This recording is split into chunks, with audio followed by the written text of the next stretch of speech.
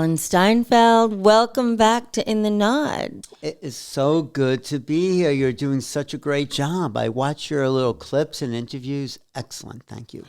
Do you realize that you are the first guest to make a reappearance here? I'm the second-time guest. You are. All right. It's good to be first and second. Thank you. So let's dive in here. You are here for the Conscious Life event, and the lineup this year is incredible. You've got Matthias DeStefano, who you are announcing. Right, I am. And you've got my all-time favorite, which is Billy Carson. I would love to get him on the show, but he's just extraordinary. You could do it. I could set you up. We're doing an interview with him before the show, so come. Are you doing that interview? I think I might be, yeah. I'm doing for Portal to Ascension because he's also going to be in Northern California in April at the New Living Expo up there in Marin County. So we're interviewing him for that as well. So, yeah, we have Ross Coulthard, who is the UFO investigator who's broke the news on all these whistleblowers coming forward. He's very important. There's Dr. Diane Hennessy. You know who she is? Yeah, I do, but let's tell our listeners, because she actually broke Joe Rogan's numbers on the podcast. Her podcast was, I think, the number one this year. It wasn't her, but Kai Dickens took Diane Hennessy's idea that autistic non-speakers are telepathic and made this incredible podcast out of it called the Telepathy tapes, which are still huge, so informative. Can you imagine? These children were just ignored. They thought they were stupid or something. They were discarded. Totally. And then they give in a letterboard to spell out their words. Their parents didn't even know they can spell. They suddenly see these are geniuses. These are masters. These are like enlightened beings connected. Starseeds. More than that. Because they're like these yogis. Right, because they're getting constant downloads from source. Yes, and that's part of the problem. There's so much information coming into them that it's hard for them to stay focused here. But when you can get them to focus, there's amazing wisdom that comes through. I've interviewed a few of them. We're going to get into that. But I think another fascinating aspect of these children is that when they're actually separated from their parents, they're telepathic. Well, they're telepathic all the time, yes. So if you get to know them pretty well, they'll be telepathic with you. You have to feel comfortable. They're telepathic with each other. You know, they all go to this place called The Hill. Have you heard about that? I have not. You have to hear the telepathy tape. I did. Well, I may have missed one because I think it's a 10 episode it is. series. I binge listen because it is the next level of consciousness in our community. So The Hill is this mind space that all these autistic kids go and gather and discuss topics with each other out of their bodies in this pure mental state. Wherever it is, non-speakers can't get there, or they can if they, I guess, shifted their brain frequencies. But it's a place where they start to gather and talk and discuss, and they're sort of very excited by what's happening with Diane Hennessy. They're very happy this is finally coming out. Because you know what really got me in the telepathy tape? This young kid was given a letterboard, and his mother didn't even know he could spell. The first thing he says to his mother, typing it out, is, "I'm in here." I know. Isn't that incredible? So The Hill is like a telepathic Davos, Yeah. but they're actually spiritual beings, and they have probably such clear consciousness. They do. And so evolved. Could you imagine if our world was run by people like that? Well, they're here to help us. You know, they're here to get us in touch with our infinite nature because you could see they're infinite. And our humanity. Yes, exactly. They're very human. The problem is they're so out there. They need to have the other parts of the functional aspect of their lives, feeding and housing. They're so cosmic. That's not a concern. But the communication, the access to the unknown, to the spiritual realms, the multidimensional. I talked to this kid, Alex Erasmus. Someone asked him, well, how do we get beyond the 3D? And he says, kick the 3D to the curb. We're already 19D, they're saying. It's something like that, the 90. He says, yes, this is possible for us. We have the same equipment, we're just not operating it in the same way because we're very trapped. Well, what's incredible is now that we can access their thoughts, we're going to be learning from them. They flipped the switch on us completely. Well, there's so much to learn. In this Mindsight course I just did with Dahlia, her daughter Lidu is one of these telepathic kids, and she's running the course. She's saying, okay, now everyone do this, now do this. So yeah, we're learning from them because we've reached a dead end, in our awareness. We're flatlined. We have, and we need help from an unsuspected source to take us to the next level. Beyond the ETs. ETs are great, but they're still a little bit away. This is the bridge to tell us what consciousness really is. That's what's so remarkable about Diane Hennessy, who's speaking at the Conscious Life. Yeah, it's really one of the more remarkable things we've uncovered this year. It's been a real great year for discovery, wouldn't you say? Well, we have to move into a new future. The past has gotten us this far, and yes, we've reached the dead end, flatlined, whatever you want to call it. And something new is possible. It really is. And aren't you excited about it? I couldn't be more excited. This is the kind of stuff, the work that, we've devoted our lives to, especially you. You've been in this arena for, 30 years? Whatever, yeah. Sorry about that. No, it's okay. What else are you going to do? I mean, you could become a lawyer, an accountant, all that, but that's been done. I wanted to do something no one's done before. I wanted to discover things that I could bring out to the world and say, this is possible. So this last course I did. We're gonna talk about. It's called Mindsight. This is absolutely fascinating, and we're gonna get into how you tried it on everyone at my house the other night, including you, and you did it. I did do it. You did. Congratulations. Tell us a little bit about how that. Well, I think it started. There's a course called Seeing Without Eyes, and this woman Dahlia Burgoyne took that course, and she's taken it to another level, I think. She's really training people. So she puts on blindfolds, not just regular. She puts on 3 layers of blindfolds over her black tape and patches. I mean, I did one level, but she does. I saw her at the Contact in the Desert where she's on stage, 3 levels of blindfold and holding up colors, and she's seeing the colors. Then they're holding up symbols, triangles, squares. She sees that through, and then she's hold up word and she's reading. And not only that, she's reading words at the back of the auditorium. I said, this woman's incredible. I want to learn what she knows, how she's doing it. So when I heard she had a course going on, I signed up. We spent 7 days in Sedona learning to see through blindfolds, and we can do it. We were there with that 7-year-old girl. Tell people. Okay, so the other day I was having a small dinner, and as many of you know, my dear friend and at one time co-host, Hudman Joe, her daughter was here.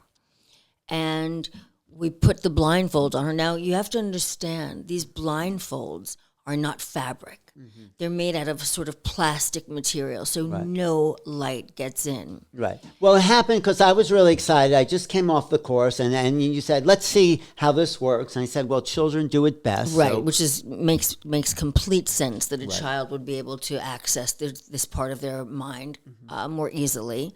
So a 7-year-old girl, and we put the blindfolds on her, and Alan starts showing her shapes. Yeah. So almost instantaneously, she's able to identify the shapes. Then he starts showing her colors. Right. It was almost as if she had nothing over her eyes. Right, and the room just dropped their jaw. It's like even her parents said, what? How is this possible? Then everyone's tried it. You tried it. I tried it. Tell them what happened. I will say then you showed her words, and she was able to read through the blindfolds. And I have to say, I don't think her mother was surprised. I think her mother was like, I expect nothing less, because this child is actually on another level. She's really... But I saw children at the Psy Games, 5 years old, doing the same thing. They don't have this idea that you can't do it. Well, they're not shut out by their minds. They're not closed into that little room that we and saying things are impossible. And saying things are if you impossible. show them they say you can do it. They can do it. So Carolyn Corey's doing another movie called Superhuman, where these kids are playing ping pong blindfolded. It's just incredible. And then I think I tried twice, and the first time I hit a wall, and I thought to myself, I was shocked that I couldn't do it because I feel like I am expansive, and I was slightly disappointed. And then we tried it again, and I was able to see the shape, not the way that this little girl could, that Das Piara could, but I saw the shape blink in front of me. You did see it. And you know what? It took me was it. 5 days in the workshop to see through my blindfolds. But you can do it. You can do it. You can.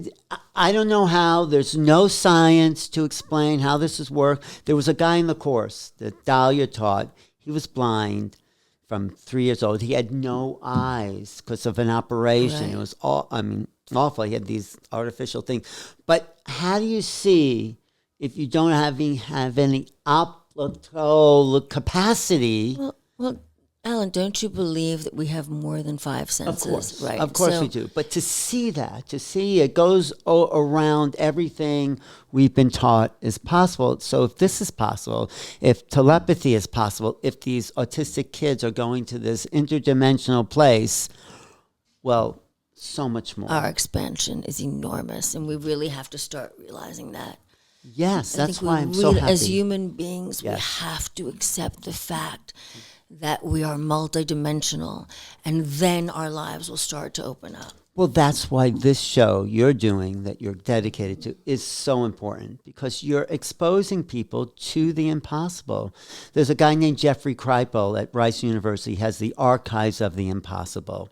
So he's collecting all these phenomena that levitation, teleportation. All of it. I think I actually teleported when I was hanging out with Chris Bledsoe. I mean, there are magical people on the planet.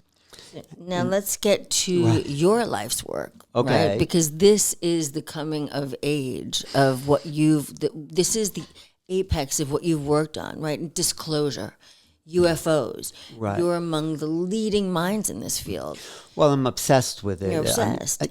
And now, right, I want to tell the story about your mother. So your mother says to you, Alan, do you really believe this stuff that you do? And you're like, yeah, Ma, I've devoted my entire life to it. After I had this best-selling book on Amazon, Making Contact, I show my mom, look, and she looks at the book, Making Contact. She says, do you really believe this stuff? And so that's the old guard. That's people frozen in a mindset where only suffering and complaining, I'll talk about my mother, is possible for them. Because they've lost the magic. What we're getting back is when you open up the right brain, the infinite mind, which also remote views, which connects to telepathy and astral viewing and speaking with the ETs. That's the magic. Your right brain is the part that connects us back to the elf, the fairies, the dimensions, the dragons, all these mythologies that people said were made up. Maybe they actually are a reality. And it's really important that everyone understand everyone is capable of this. Yeah. These are not gifts that have only been given to a certain few. These are offered to all of us. Offered to all of us. If you can get over your programming, your conditioning, tap back into your essential self. William Blake said the imagination is the human being. So we've covered this up. He also said most people see through a little lens in the wall, little opening in the wall. That's their reality. Right. So, but in truth, if you can take a child like that woman, that little girl we saw, and say, guess what? You can see through these blindfolds. You could see through that wall, maybe. You can heal yourself. You can teleport. You can communicate with everyone, because telepathy is the language of the universe. You think these ETs that are coming here are going to talk in English to people? No, it's thought to thought. That is the language of the universe, the language of the higher evolved beings. Like when you talk to your dog, do you bark at it? No, I think dogs are a perfect example. Right. They're a perfect example of unspoken communication. That's right. Horses. You're a horse person, right? Aren't they telepathic? They absolutely are. They know how you're feeling, thinking. That's why you have to be so sensitive, and that's why you have to breathe so deeply so that they're not ingesting your angst and that they're in that moment with you. You have to not show any of these external fears. Right, because they'll pick it up immediately. In 2 seconds. So that's the universe. Like some people say, language actually has locked us into what's called a semantic reality, Correct. where instead of seeing a tree, you call it a tree and you think you know what that is. Right. It's not a tree. That's just a label. That tree is an infinite being, whatever you want to call it. So that's what we want to bring back to the that's world. why when you ask me my age, I say I'm not going to say it because I don't want to lock it in. Good. I certainly don't look it. And because I don't say it, I feel that I could be any age that I make myself appear. Absolutely, right? you can. Of course. Right. So let's start from there. Let's start with the impossible and do the inconceivable. The impossible is no longer impossible. It's all probable at this point. Yeah, and it's being actualized by a generation of non-speaking humans. Can you believe that? No. Least suspected. And for years, these children have been treated awfully. And We keep talking about being on the precipice of the age of Aquarius, but the Aquarian age is here.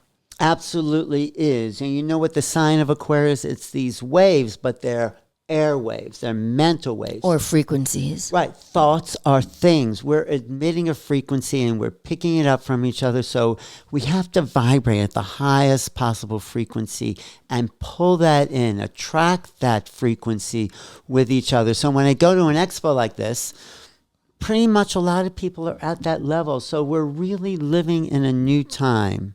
That's why I love going to these things. Oh, do you ever? You are the mayor of these expos. I think it's just so exciting. Well, I'm an Aquarian. I'm 1 degree Aquarius, January 22nd. This is our time. You named it. The Aquarian age is here. It's no longer the dawning of the age of Aquarius. It's upon us.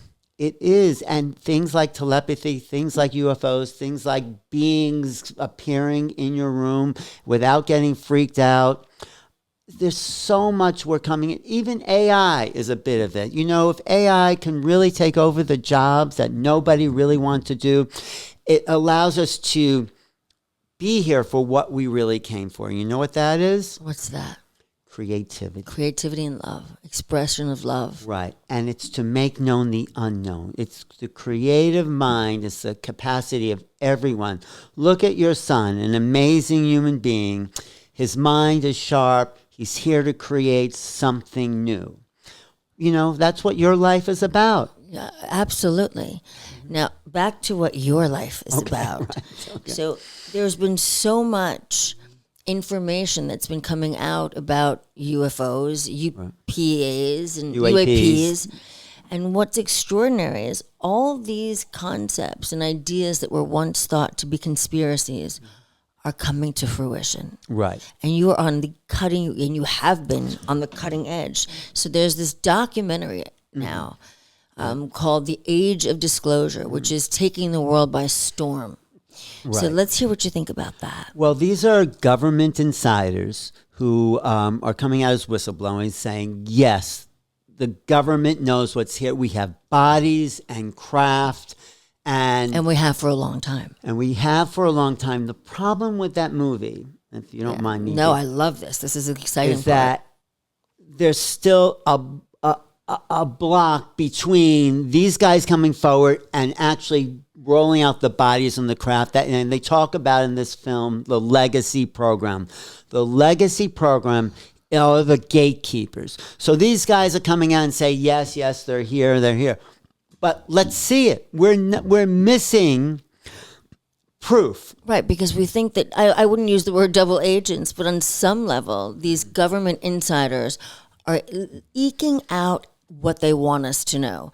But they're still holding on to the power and the ultimate information. And so they give us a little.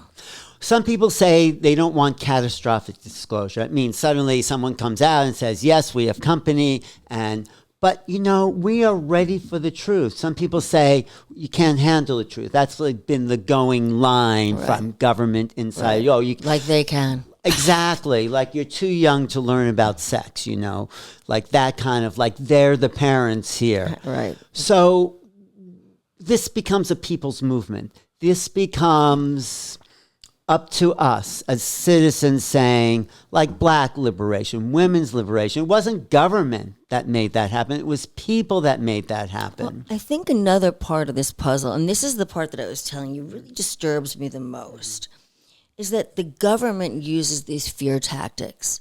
Right. They've made us afraid of them before we've even come in contact. So the panic comes from what the government has told us. Right. And there's no reason to believe. They're humanizing. They're projecting human characteristics onto the unknown. Like we know that the natural kingdom isn't evil. Right. There's no reason to assume that they're coming here to destroy. Exactly. They may be like these children that we're talking about, these children in the telepathy tapes. They may be coming here to teach and to share. Absolutely. My favorite line from the researchers that have devoted their life to this is from John Mack. John Mack was a Harvard psychiatrist, taught psychiatry at Harvard University, head of the Harvard Medical School, and he started to meet people claiming to have contact or abductions even, and they said to him, please tell me I'm crazy because this seems impossible. And he goes, guess what? Good news and bad news is that you're not crazy, meaning that, well, these things are really happening to a lot of people. And he's said, and this is my favorite line, that UFOs, ETs are like an outreach program from the cosmos for the consciously impaired.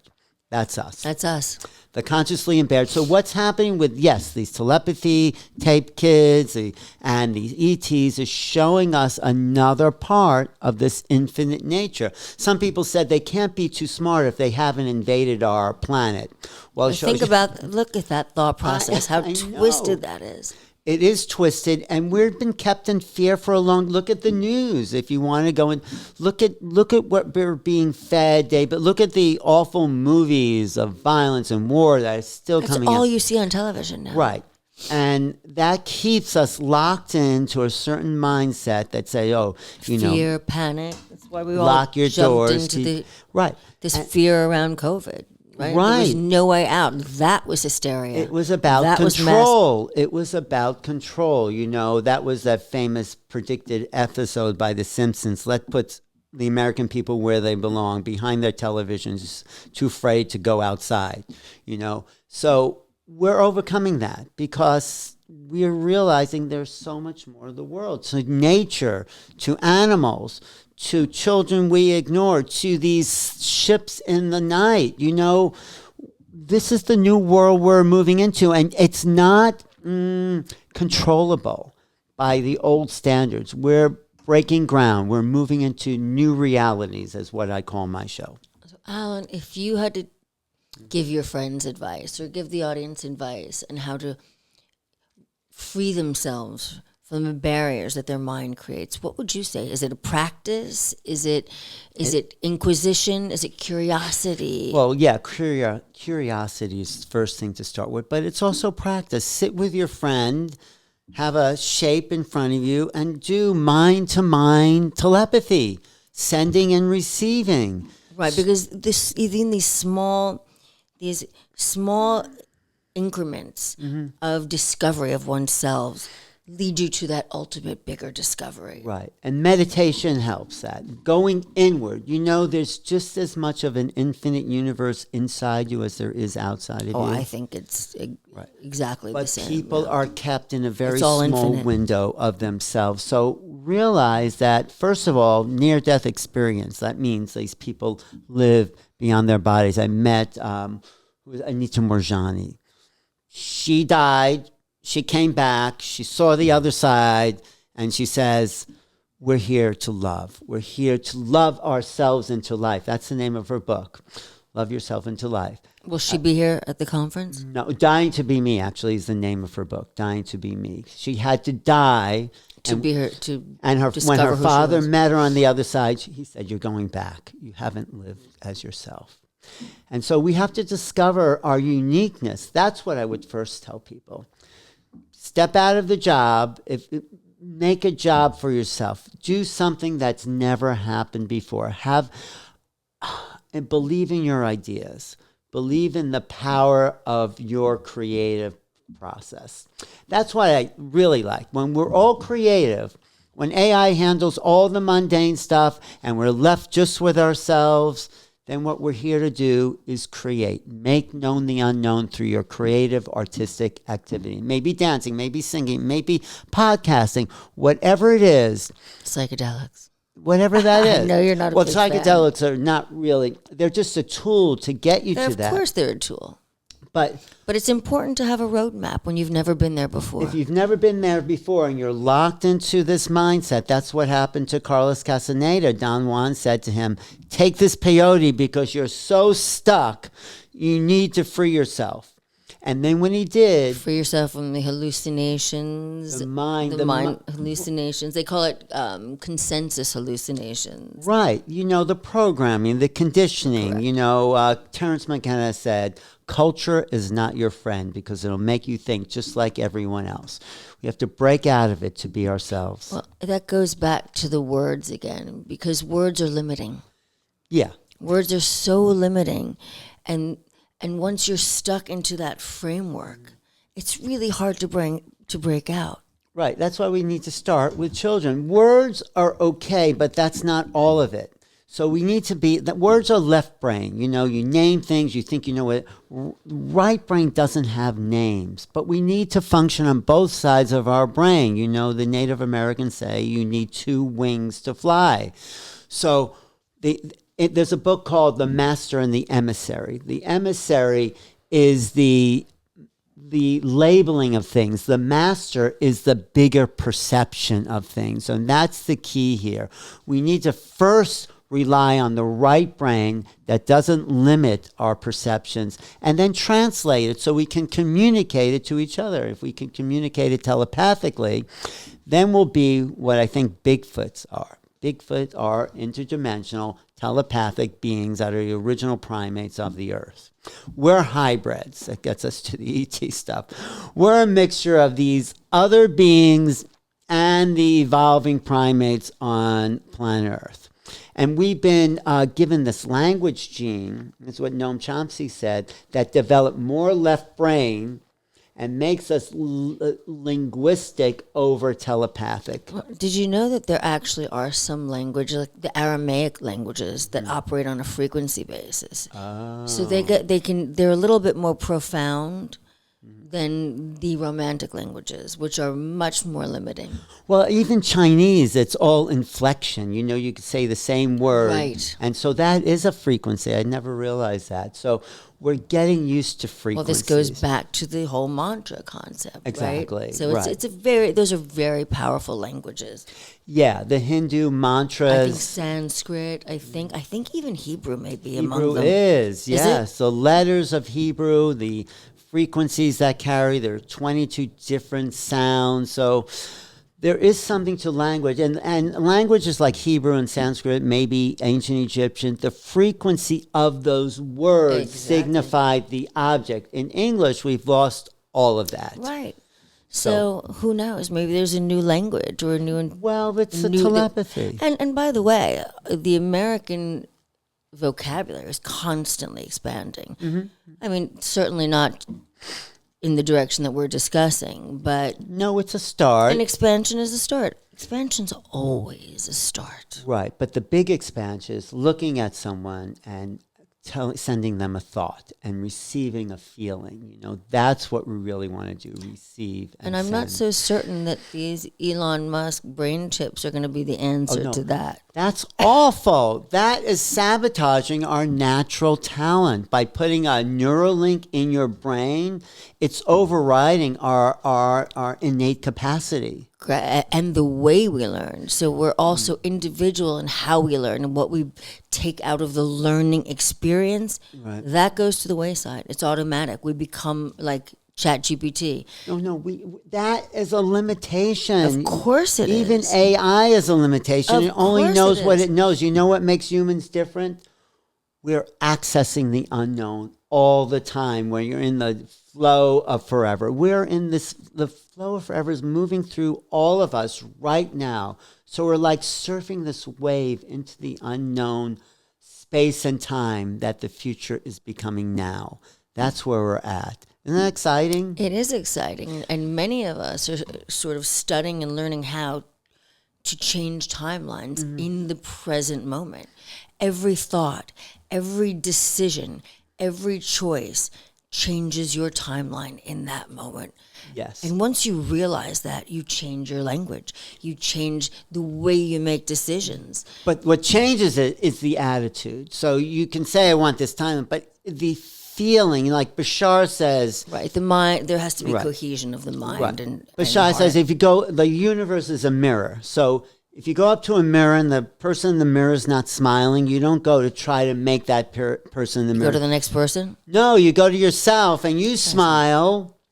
When you smile, the mirror smiles. So the world is a reflection. Of course Totally. it is. And the influences that we're now coming into, Uranus is the planet of UFO contact. That's coming into more of an Aquarian aspect. And that's why we're ready for this disclosure. We're ready for open contact. Humankind, yes, has hit a dead end. Look at the wars that are still happening. That is so primitive.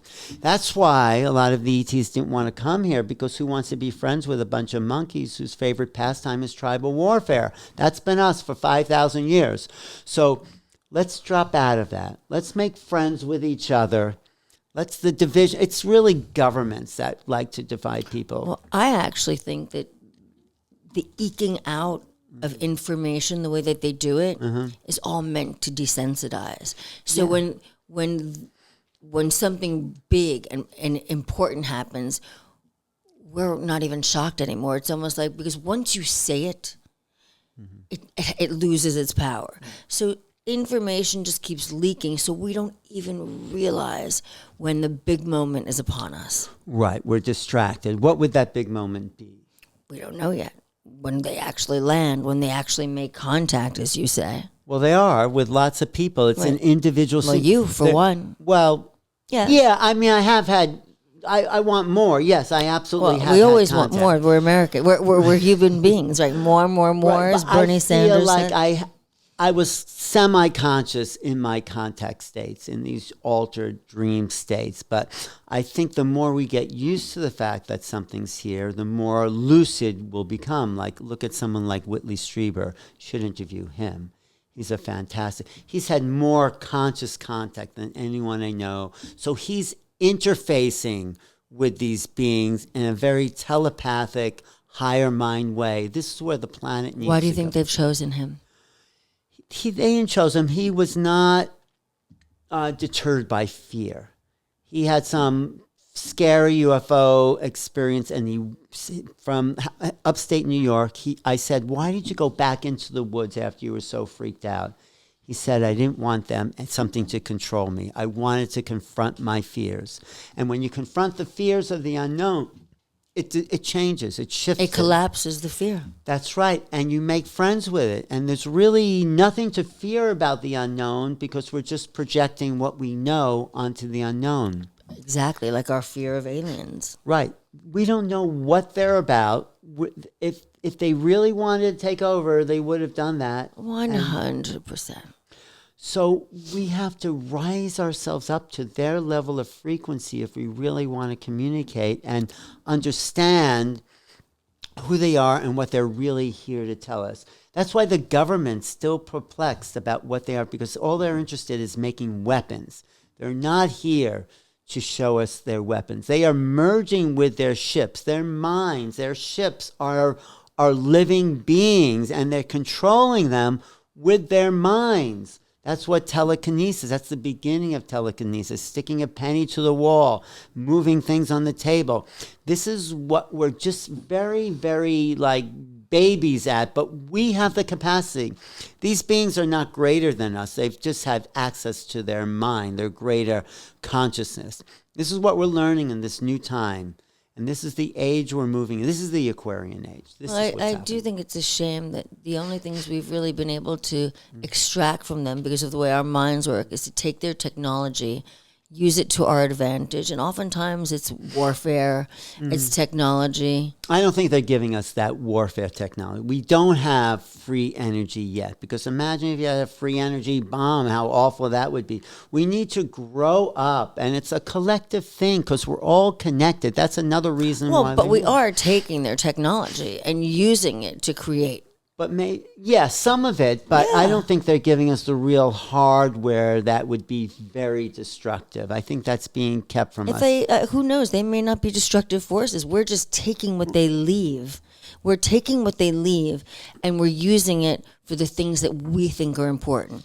Well, I think some of Security. that is put down for us. They call it the gifting fields, Diana Right. Pascal. That's exactly what I'm But talking I don't about. think they're giving us the really dangerous stuff. Who knows if they have it? That might not be their MO. They may. Well, it's not. They're protecting us. You know, they're over nuclear power plants, and they're shutting down nuclear warheads because they're saying, "Hey, don't play with those toys." So we have to see. We need an interface with them. We need the government to come forward and say, "This is a worldwide situation. We have company, folks.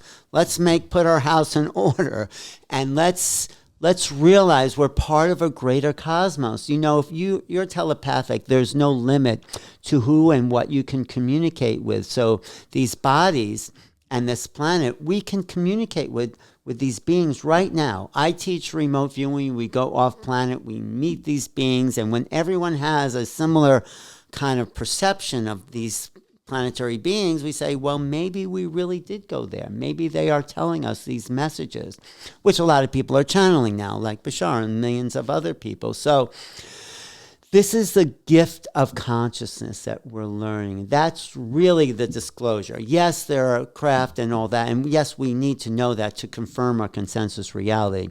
But let's keep working with each other. Let's keep opening each other's mind. Facilitating that, encouraging that. Talk to these telepathic kids. Realize who they are and the access to the infinite mind they already have. We have access to that. We're just not realizing it. And I think on that note, a great way to end this is to say that, again, opening the mind is very valuable. Opening the heart is equally valuable. You're right. Right? Like, these are children that have been discarded and, 30 years ago made fun of. Right? Imagine that's what we were doing. Ignored. So opening the heart.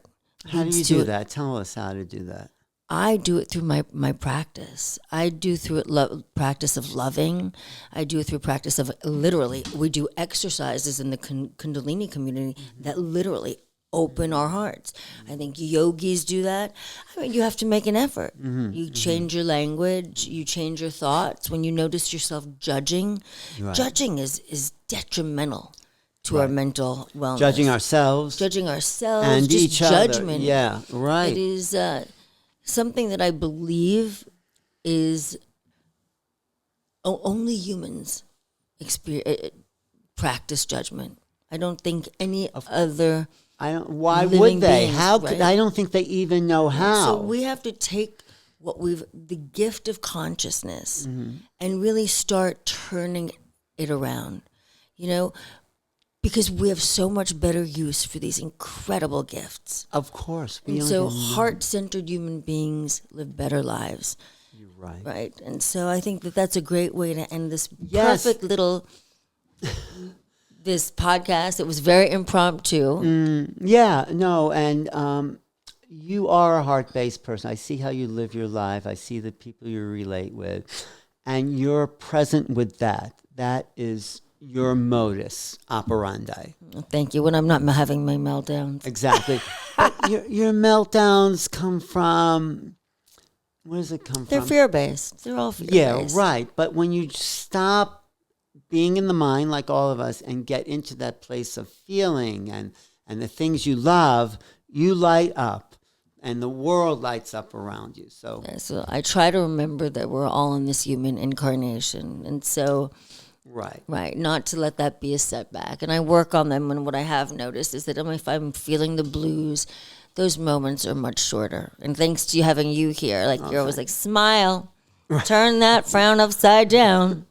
Right, because it's something really exciting is happening. I'm endlessly curious about what's coming down, and not the old stuff, not the wars and awful newspaper headlines, but what is the unknown? That's been my mission. This is a real time for celebration. It is, and more. It's coming. We're just moving out of This is the beginning. Like you ever see those like snakes or bugs at the old skin? It's like They shed. They shed. We're in the middle of a big shed right now. Well, let's hope, like a snake, we're not the same thing underneath as we are in the top, right? Let's No, hope that we're shed. like a butterfly. Exactly. We're shedding the caterpillar. Exactly. And we're about to blossom.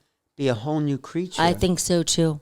We're becoming infinite. Infinite, but part of a galactic community of telepathic infinite beings that are here to push the envelope of what's possible. Well, that's what we're doing right now. We're pushing the envelope. Exactly. You and I are always pushing the envelope. Well, I've been looking for this, and I found it, when I met Bruce Lipton, when I met people like J.J. Hertog, when I met these people that weren't afraid to be different.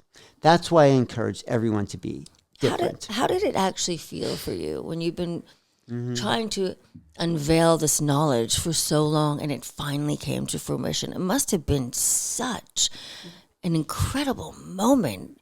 Well, it's still happening. I'm still finding knowledge. I'm still unveiling it. That article in the New York Times must have been... Oh, the headline 2017? Yeah.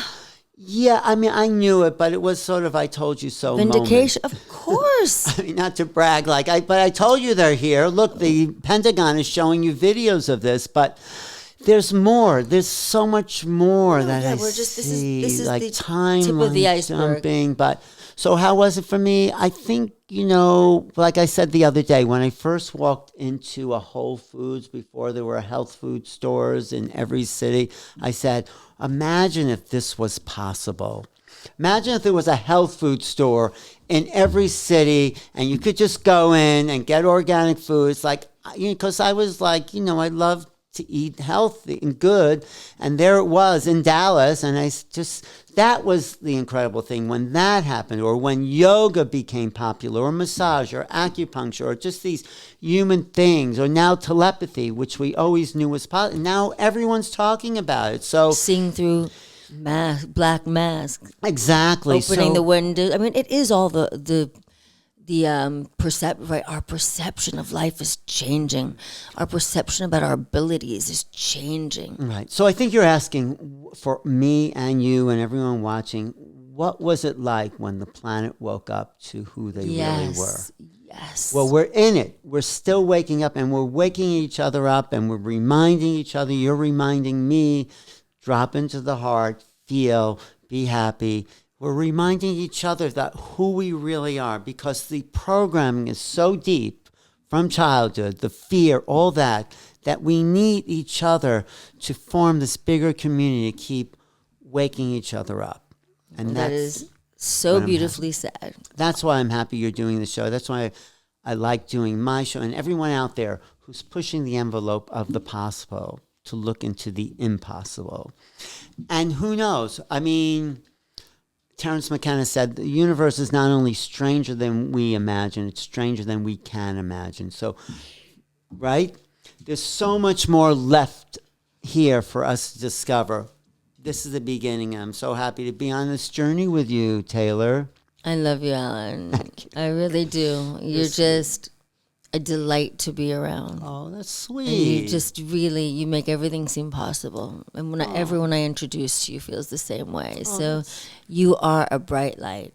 Continue to shine. That's so nice of you. I'm just being myself because I am infinitely curious. I want to know everything about anything all the time. Alan, how do people follow you, watch you, get in touch?